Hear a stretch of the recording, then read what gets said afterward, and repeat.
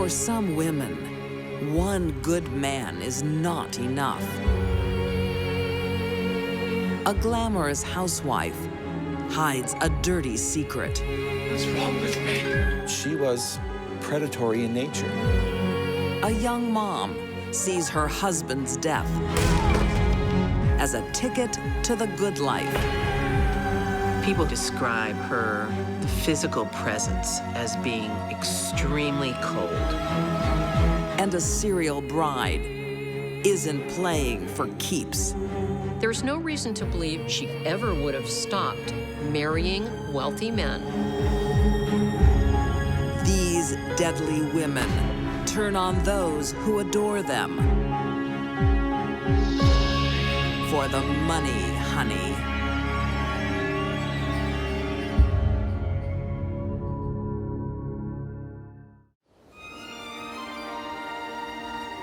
(1989), Ontario, Canada.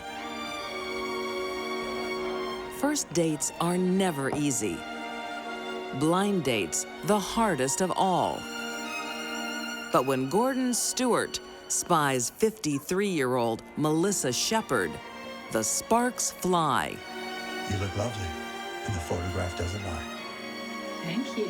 She's dressed very classy, and she knows how to use her gender to her advantage. The two meet through a lonely Hearts column.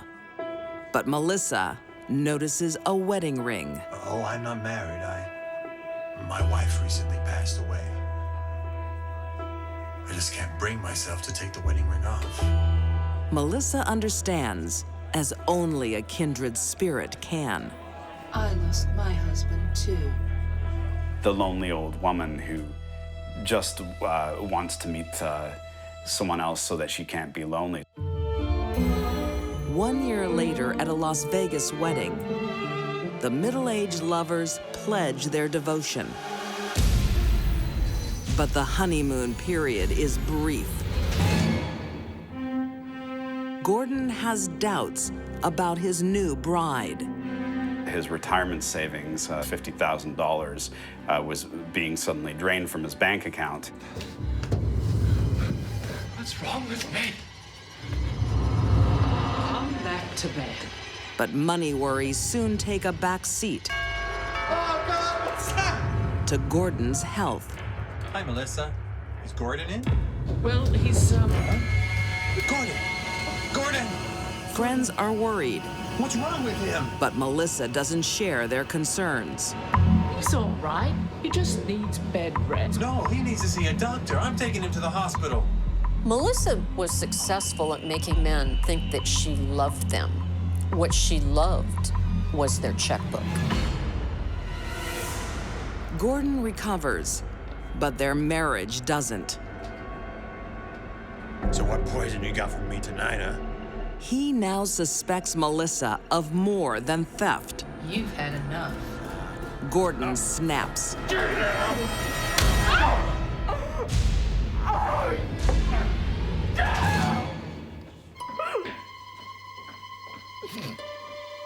I think that it was probably a relationship in which they both provoked the worst in each other. Gordon is convicted of assault and serves time. He's released on parole on the condition he stays away from his wife.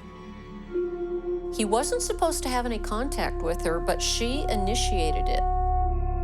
Melissa thinks they can work things out and organizes a nighttime drive. I'm not meant to be near you. I shouldn't be drinking. I feel safe enough. This is something that Melissa is very good at. She uses her femininity to her advantage. But Gordon isn't completely seduced. Few things we've got to sort out. Where's my money?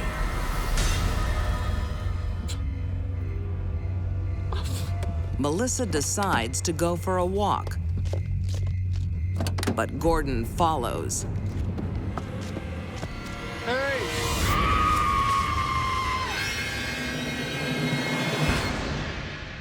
Melissa accused Gordon of raping her.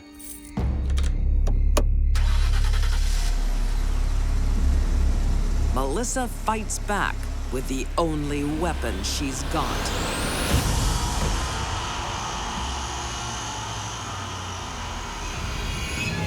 She runs over him not once, but twice with her car.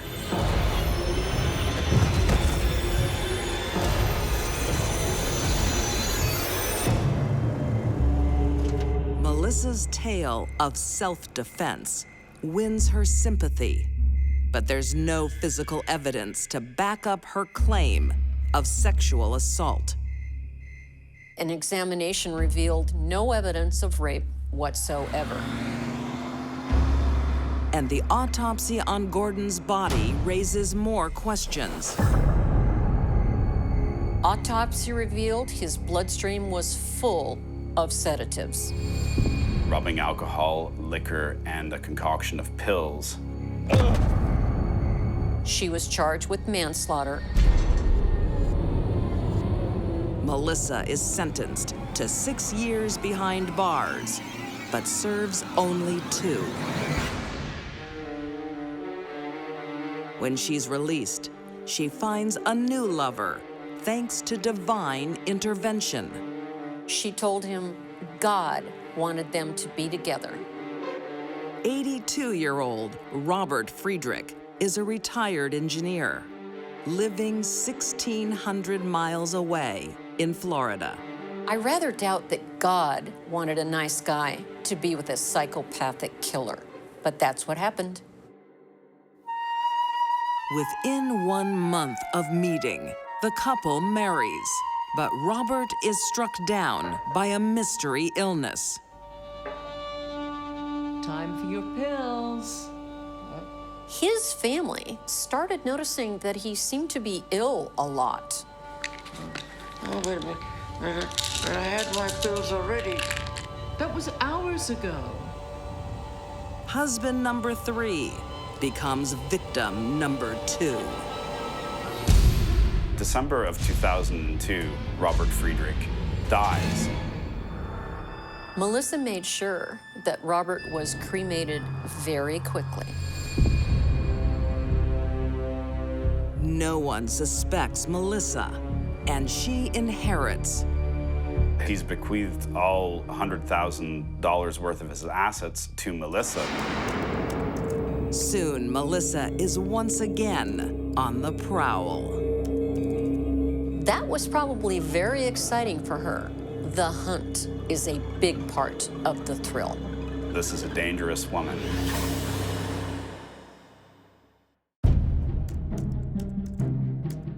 In 2004, with 2 dead husbands behind her, 69-year-old Canadian-born Melissa Shepard is looking for a new man.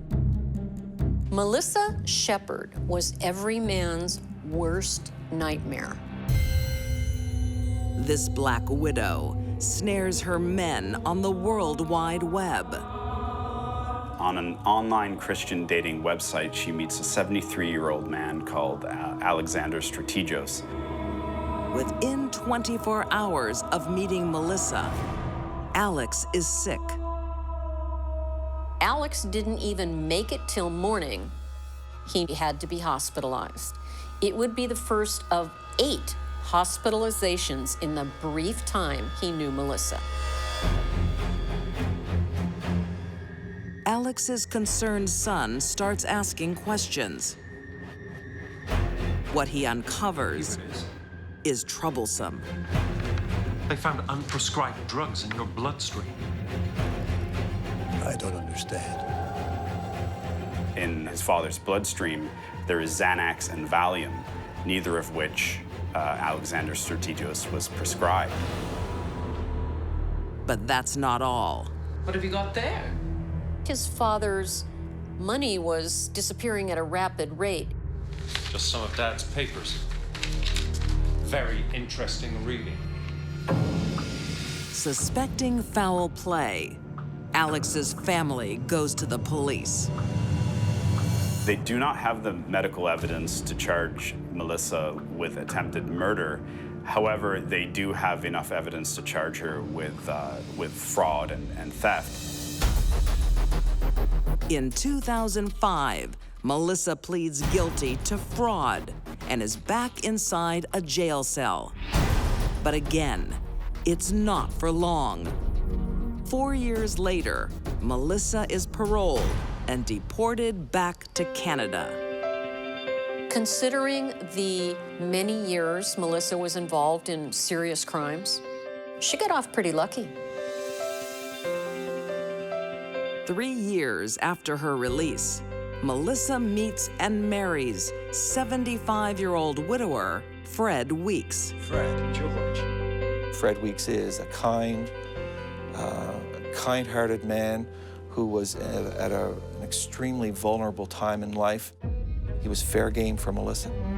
George, I can't tell you how happy I am that you agreed to officiate at today's ceremony. It's a pleasure to be part of your big day, Fred. It's another whirlwind romance. Fred has little time to get to know his new love. Allow me to introduce my beautiful bride.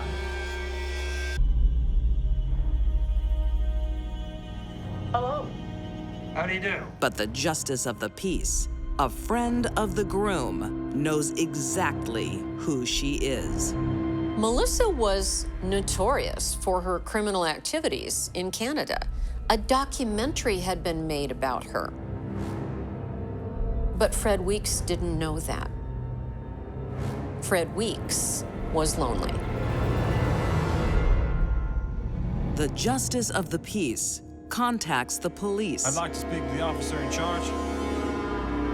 My name's Megan. But they are powerless to act.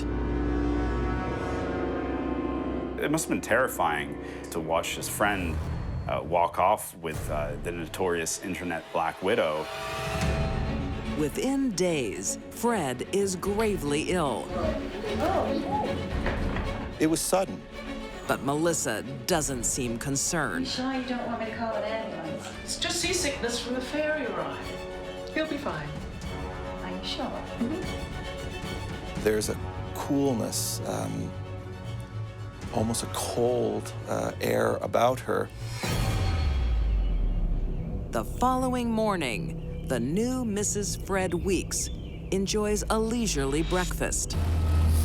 No mention of her sick husband. How is everything? Just divine. After she was done, then she asked the proprietor if she would call an ambulance. But you better call that ambulance for my husband. He's not well. It's very cold and callous and uncaring. Fred is admitted into a hospital. Melissa's behavior strikes the nursing staff as odd. She said he had no children. They found out that was a lie. She said he had been prescribed sedatives. They found out that was a lie. And thankfully, they called the police. Melissa is charged with attempted murder. But it's a charge that doesn't stick. The concentration of those drugs in his system, it was not lethal.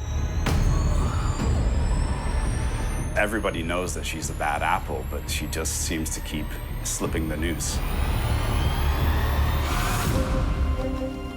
In 2013, Melissa Shepard, now 78 years old, pleads guilty to administering a noxious substance and failing to provide the necessity of life. She is sentenced to 3.5 years in prison. There's no reason to believe Melissa learned her lesson and will never try this again. So watch out. She's gonna be released someday.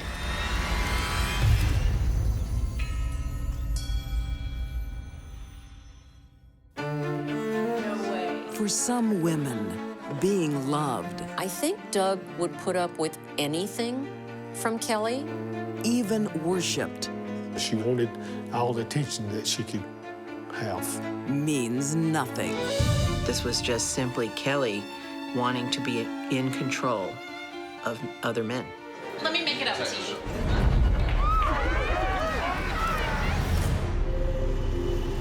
1989 in Gwinnett County, Georgia. 21-year-old Kelly Brookshire reluctantly agrees to a blind date. Trust me, Kelly, this one's different. I don't know, they're all losers and abusers. Not Doug.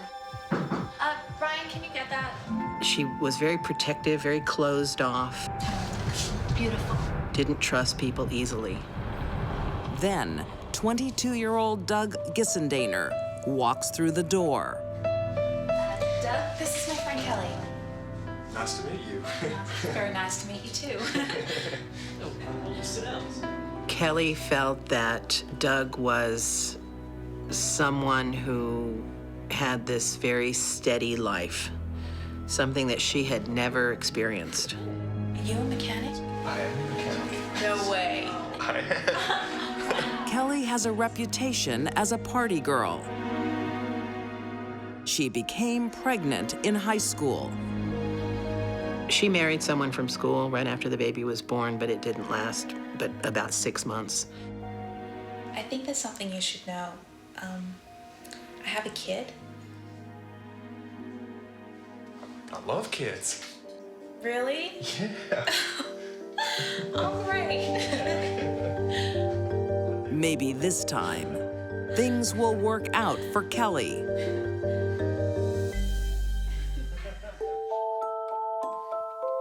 Within 2 months, the young lovers tie the knot. And within a very short period of time, she was pregnant. I always wanted to be a dad. Thanks to you, now I'm gonna have 2 kids. You don't mind that he's not yours, do you? No, of course not.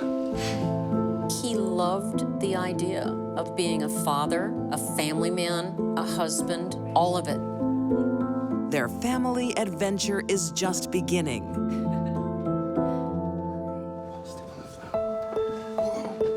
Doug joins the Army and gets an international posting. They were stationed in Germany. Gotta go. Kelly loved being on a base of soldiers. When her husband's away, Kelly reverts to her old ways. And the military base has a ready supply of men. Kelly wanted all the attention that she could have. Hey! I'm sorry. What's going on here? Let me make it up to you.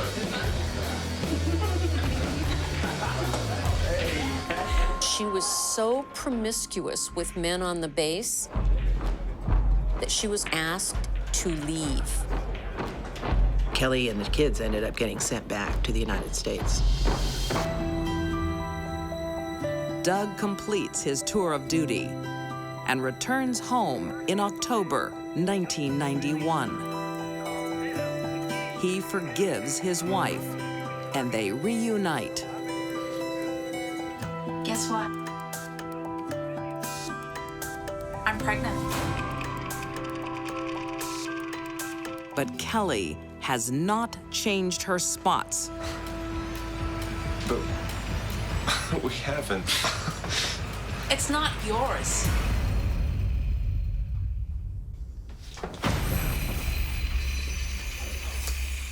You're pathetic. Well, as you can imagine, Doug was crestfallen that this would happen. He just could not understand why this would happen to him. Divorce is inevitable. But after 3 years alone, Doug is desperate to be with his family.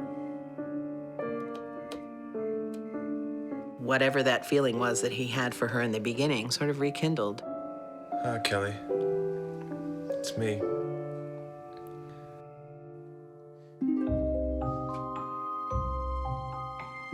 Picking up where they left off, I love Christmas. the couple remarries, and everyone's back under the same roof. I think Doug would put up with anything from Kelly, much more than most men would, because he very much wanted to be a family man, a husband, and a provider. But there's something Doug doesn't know. I think that it was impossible for Kelly to be faithful to anybody.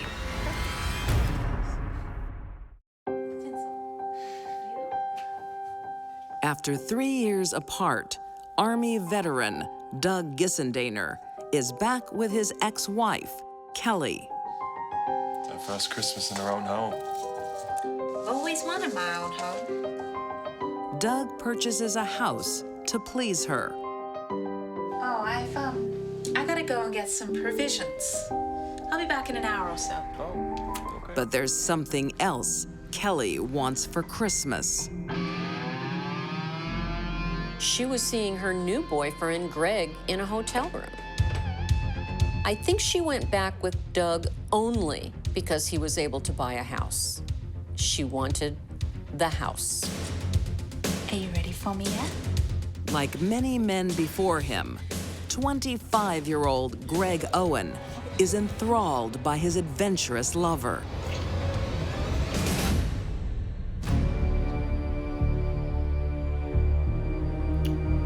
I have to go. Greg could hardly know what he's in for. We need to kill Doug. Kelly brought up the subject of killing Doug in almost a joking way with Greg, and he didn't take her seriously. Yeah, very funny. No, I'm dead serious. Kelly was only happy when she was taking advantage of people. She wanted what men could do for her, but she really didn't care about them. Just divorce him. You don't know Doug. He'll never leave us alone. Kelly wanted Doug out of her life completely. She felt like this is the only way to do it. Gotta go.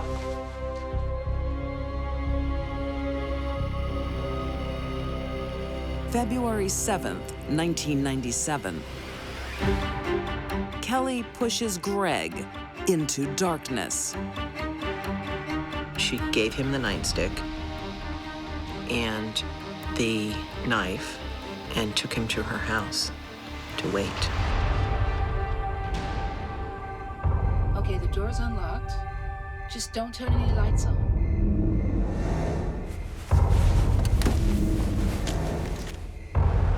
Kelly left him there in a dark house, and she went off with 3 other girls to a party. Kelly establishes her alibi, leaving Greg to do her bidding.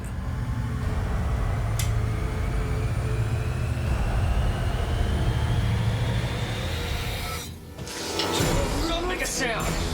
Now just get in your car, and no one will get hurt. Move! Most people will do whatever they're told to do if they have a knife at their throat. Get in the car! Get in the front seat! Okay? Doug went willingly, got into the driver's seat, Drive! and drove at Greg's direction to this very remote location.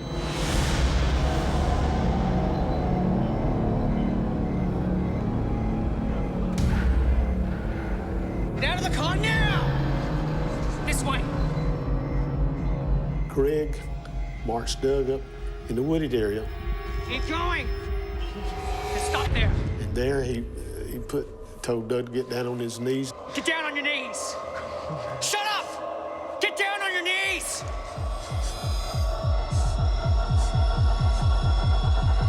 He must have been extremely frightened. Please don't kill me. Please don't kill me.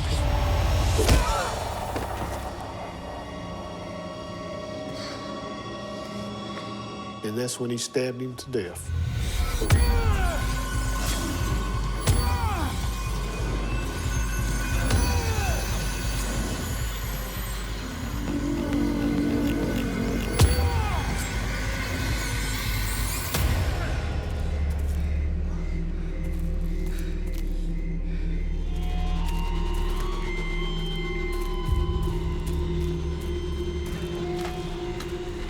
Greg pages Kelly with the news.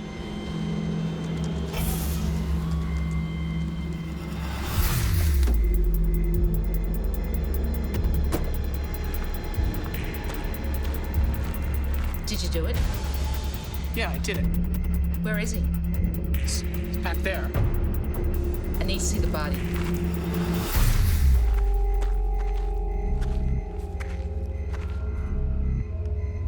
Kelly had a need to see her husband's body. She wanted to see him to make sure he was dead, or perhaps to gloat. Kelly destroys the evidence. She had a bottle that was full of gasoline, and she threw it into Doug's car and set the car on fire.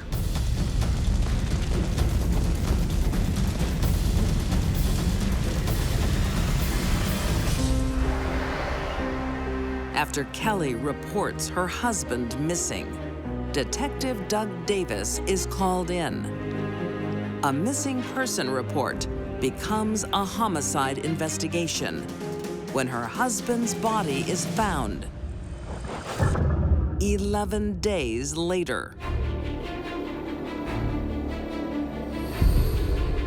I felt within my own inner being that Kelly was being untruthful about everything she spoke to me about.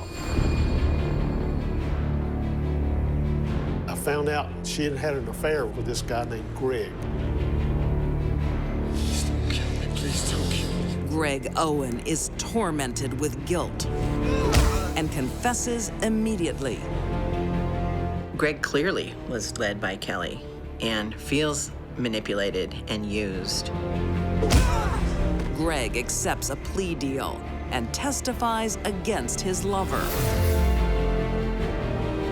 He receives life in prison with a chance of parole after 25 years. Kelly Gissendaner maintains her innocence, but the court finds differently. In November 1998, she's convicted of malice murder and sentenced to death.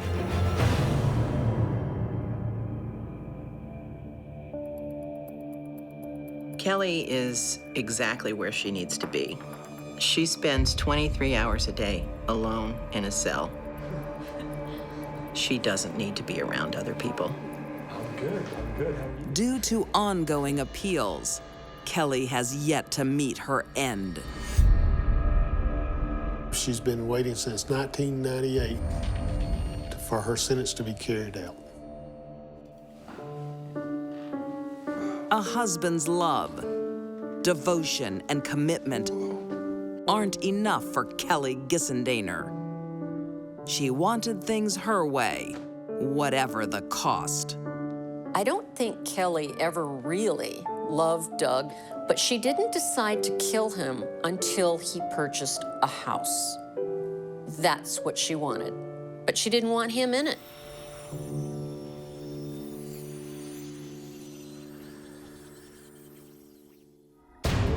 For some women, marriage is a means to an end.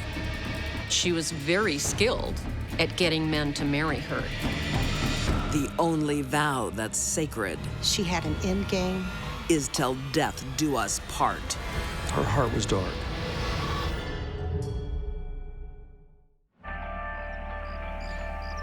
(1971), Charlotte, Tennessee. 27-year-old factory worker Ada Evans is seeking love. What are you reading? My favorite column.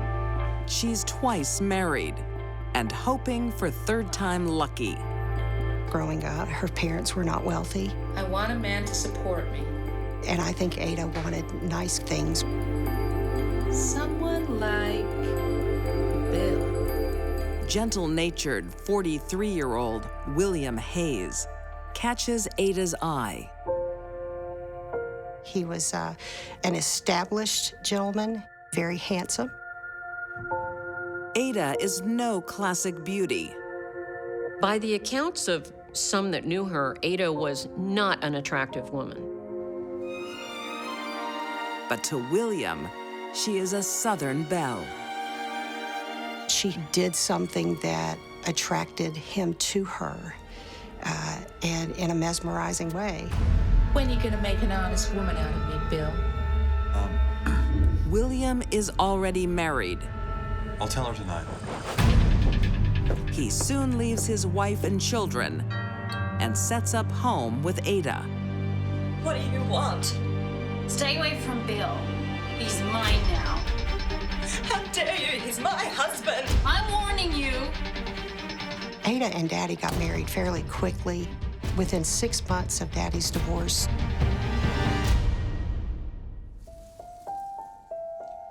When William's daughter Jeanette, 15 at the time, comes for the holidays, it's a happy home.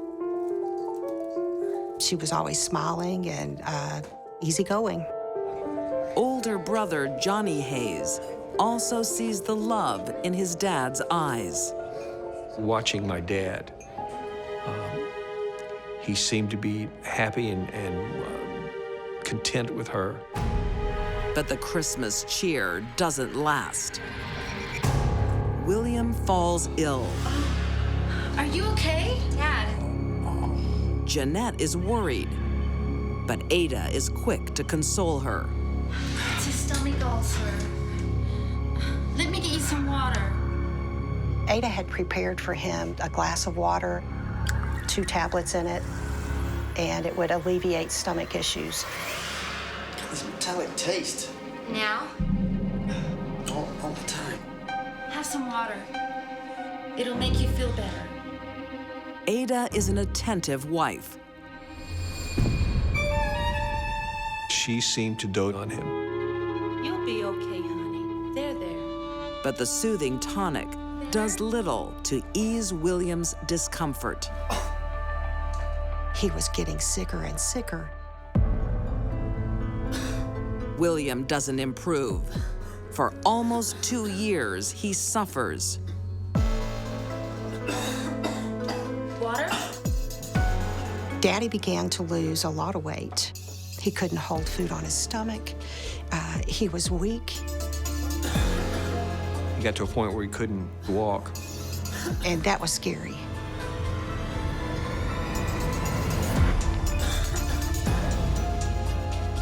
Doctors are baffled. But William believes he's dying from unnatural causes. William suspected that he was being poisoned. He took me by the hand and he looked me in the eyes and he said, Find out why I got sick. Don't let it happen to you or anyone else, okay? I want you to find out why I died. You can save someone else's life. But William's suspicions come too late.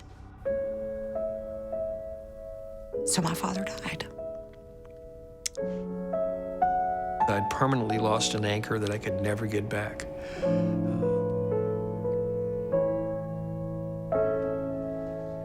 Jeanette is determined to fulfill her father's dying wish. I think there should be an autopsy. Jeanette went to the authorities and told them what her father said, but they discounted her. No one believed her. The pleas of a 15-year-old girl fall on deaf ears. She's trying to tell everybody something's wrong, something's wrong, something's wrong, and nobody listens.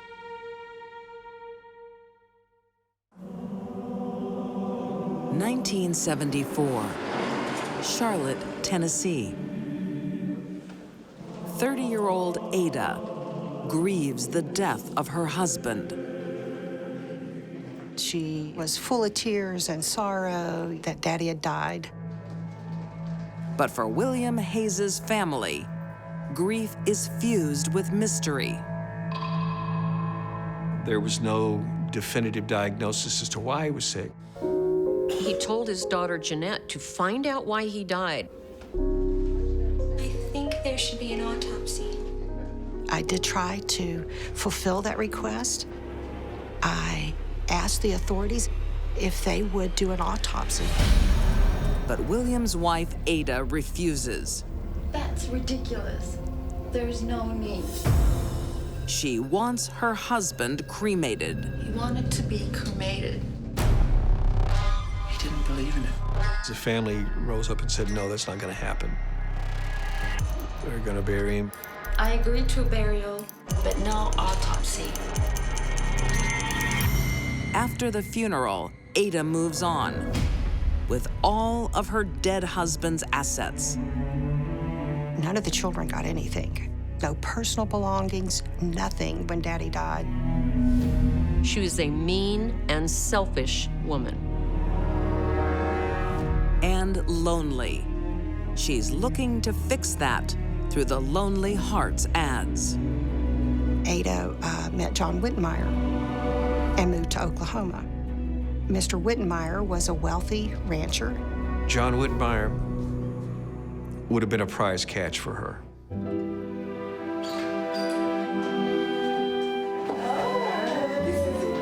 Within 2 weeks of meeting, 59-year-old John becomes Ada's fourth husband. Mr. Wittenmyer's family did not trust Ada. They were concerned about her age. She was quite a bit younger than Mr. Wittenmyer. Hey, welcome home. How's the honeymoon? Oh, the best. Great. I'll get these up for you. Oh, thank you. Ada and John share a house with his adult son, Charles. Before long, Ada reveals a tougher side. Hey, any chance of a coffee? Should have hired a maid instead of marrying me. Ada, on the surface, seemed like a jolly person. Are you okay? In contrast, I'm bored. Ada was conniving. Hey, look, I'll leave you two to it. You know I'm going away. How long will you be going for? I figure at least a week. When stepson Charles goes on a business trip in 1979, Ada has her husband all to herself. With Ada, nothing was quite what it seemed, what it appeared. To be bringing food, bringing sustenance, was in fact bringing death.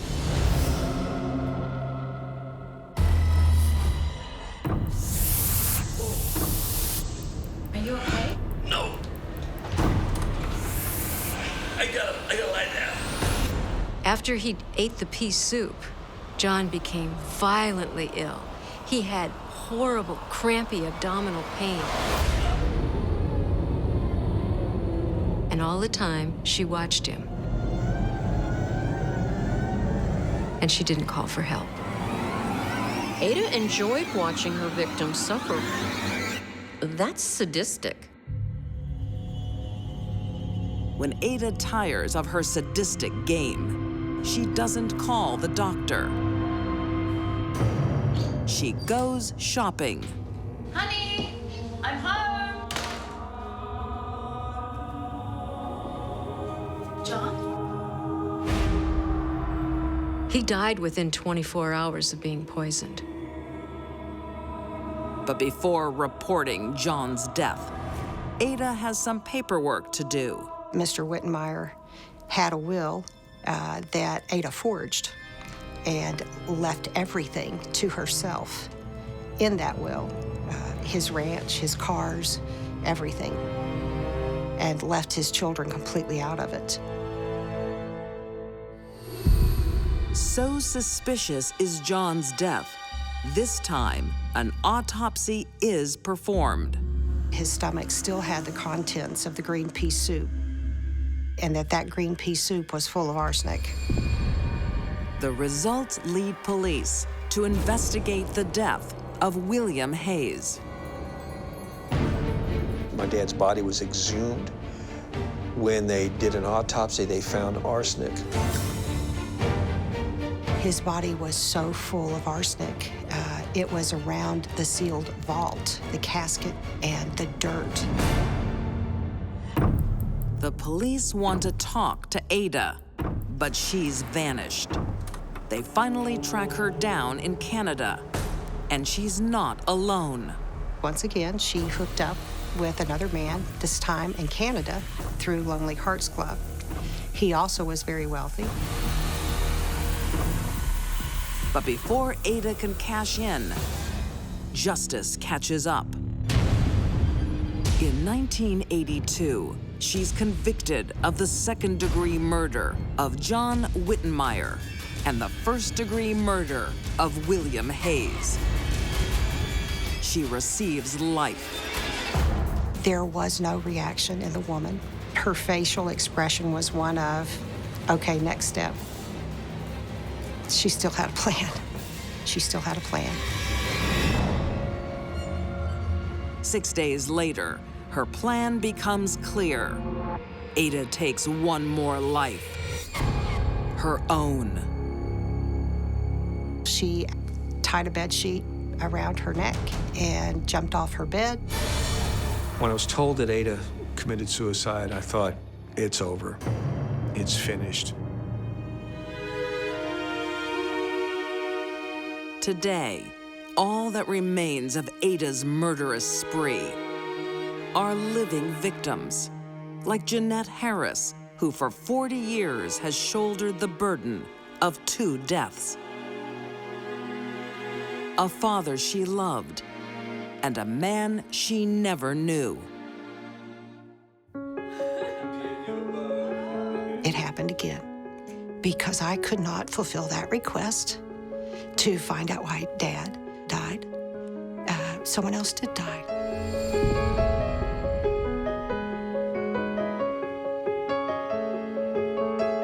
There's no reason to believe Ada ever would have stopped marrying wealthy men, killing them, and then taking their stuff.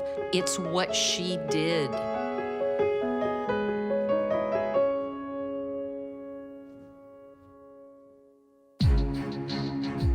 These deadly women lived a life of insatiable greed. Melissa Shepard turned murder into a profitable career. Kelly Gissendaner wanted men more than her marriage.